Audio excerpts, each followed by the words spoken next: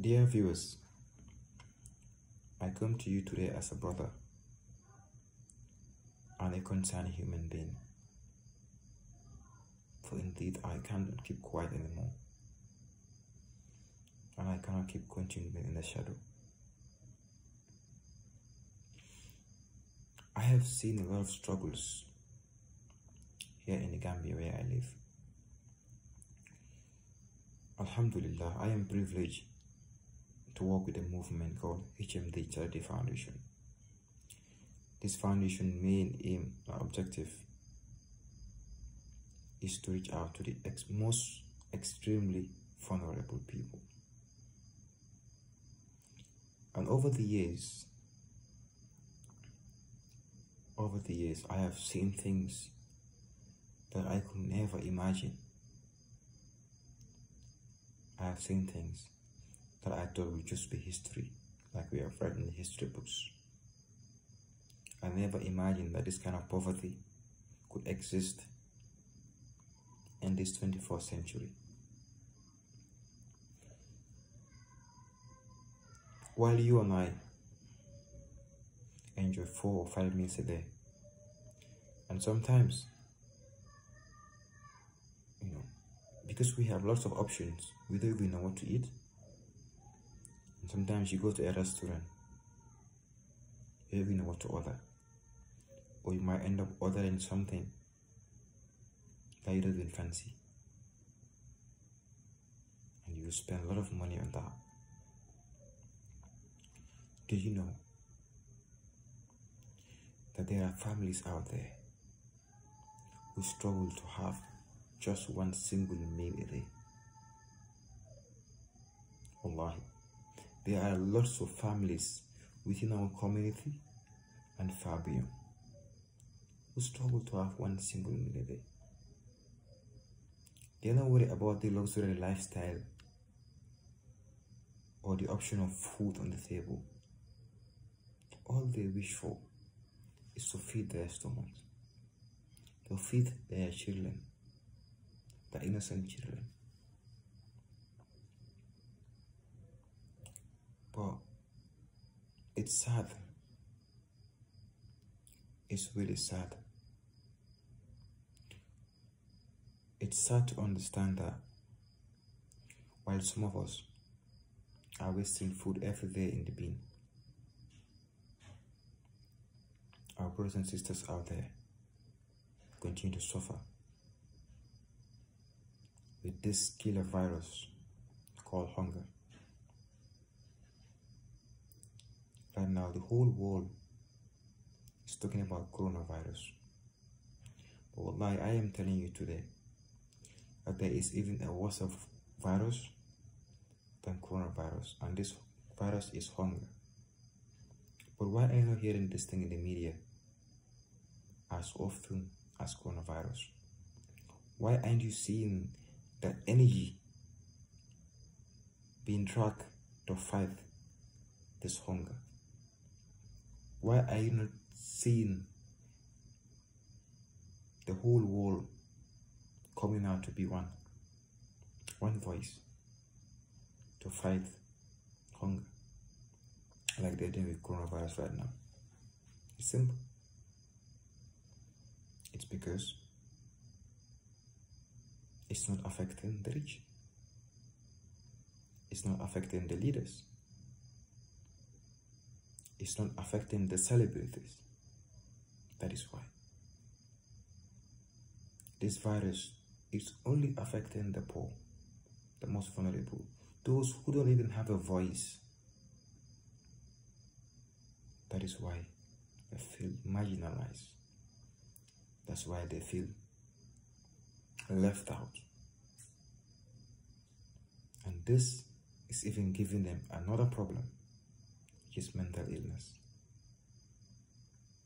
That's why nowadays, if you observe, there are a lot of people with mental illness in the Gambia and in other part of the world. That is why I believe in fighting mental illness is to start from the head, because there is something that is causing this thing.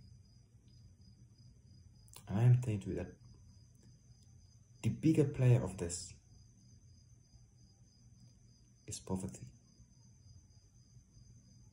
poverty. Will you believe that we have visited one of the families just not long ago, and upon our arrival in this family, in this home, we met the mother cooking.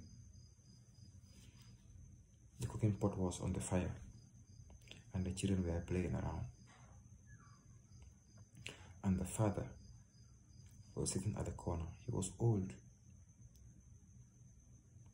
He's almost blind. He can do nothing. He's almost in his 80s.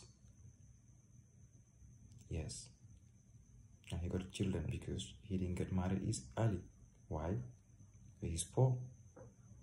That's why he's in his 80s and his children are very little. They cannot even support him. Imagine the power of poverty. He couldn't even get a wife at an early age. This man was sitting there, struggling.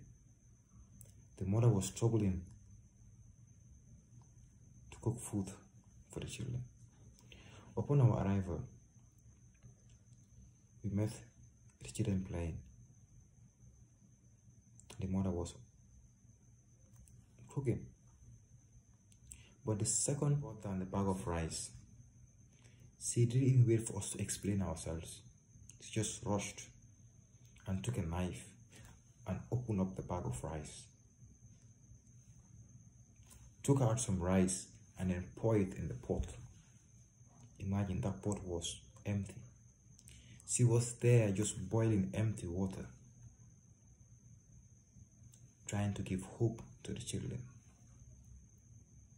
And this was already around 3 p.m. Imagine they could not even have breakfast. Now she was boiling empty water at that time of the day. This is the level of poverty happening in our society. And wallah, this is just one of the stories I am telling you right now. Currently, we are working with 670 families. And I promise you, each of these families have a different story that you will find so amazing. That you will find so amazing. Where are our leaders? Where are our leaders? Where are the rich people? Where are the blessed people? Because, wallahi, this is a responsibility on each and every one of us. We are all blessed in different ways, and we all have something we can do. There is something definite that we can do. But we kept being selfish. All we think about is about ourselves and families, forgetting the most vulnerable people. And remember one thing: what you give is what truly belongs to you, and giving will never decrease your wealth.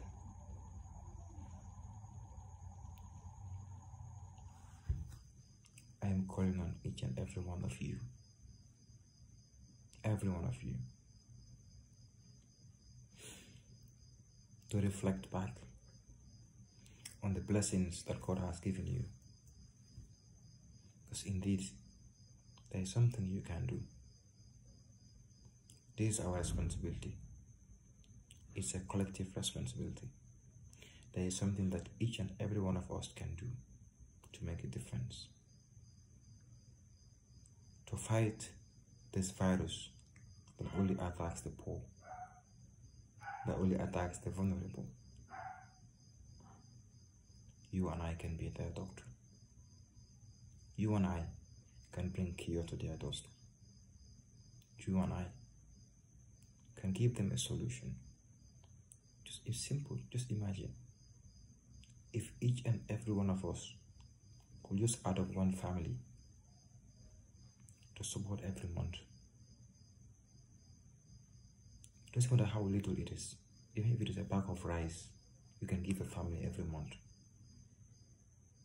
That will save them from hunger. Remember, they are not asking for anything luxurious.